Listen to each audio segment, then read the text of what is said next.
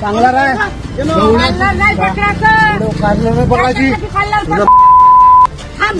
तुम्हाला मारायचे अधिकार नाही. विचारायला आलो प्रेमात तुझं भूत किती दूर आणि तू काय.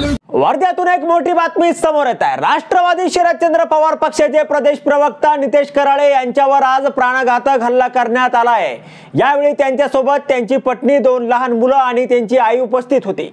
बीजेपीच्या उपसरपंचाच्या वतीने हा हल्ला करण्यात आला आहे.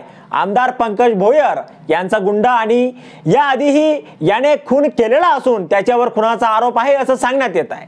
उमरे येथील उपसरपंच सचिन खोसे असं कराळे गुरुजींवर हल्ला करणाऱ्याचं नाव आता सांगण्यात येत आहे.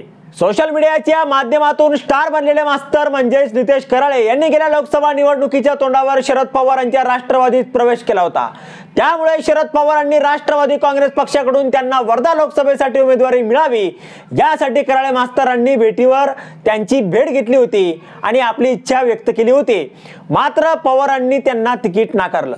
आता पुण्यात MPSCचा अभ्यास केलेले आणि त्यानंतरही अनेक परीक्षा देऊन बेरोजगार राहिलेल्या नितेश कराळे यांनी वर्ध्यात स्पर्धा परीक्षा बद्दल मार्गदर्शन करणारे क्लास सुरू केले होते. सुरुवातीला पुणेरी पॅटर्न असं नाव ठेवलं. मात्र कराळे सर आणि त्यांची खास वराडी गावरान भाषेचा पुणेरी पॅटर्न या भारदस्त नावासोबत जुळला नाही.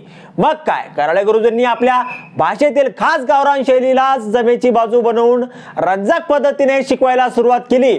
सुरुवातीला वर्गापुरतं मर्यादित राहिलेली त्यांची शिकवण्याची शैली कोरोनामुळे ऑनलाईन क्लासेसच्या माध्यमातून सामान्यांपर्यंत पोहोचली. त्यांचे व्हिडिओ व्हायरल होऊ लागले आणि त्यांना लाखोंना व्ह्यूज येऊ लागले. आपल्या त्याच प्रसिद्धीला आता निवडणुकीच्या मैदानात आजमावण्याचा आणि विदर्भातील तरुणाईच्या मनात खतखत खऱ्या अर्थाने सरकारी दरबारी पोहोचवण्याचे कराळे गुरुजींनी ठरवलं होतं. त्यासाठी निवडणुकीच्या मैदानात शड्डू टोकल्याचं त्यांचं असं म्हणणं आहे. आता कराळे गुरुजी यांना मारहाण झालेली आहे. आता याच्यावर कोणाची प्रतिक्रिया येते का ते पाहण्यासारखं असणार आहे.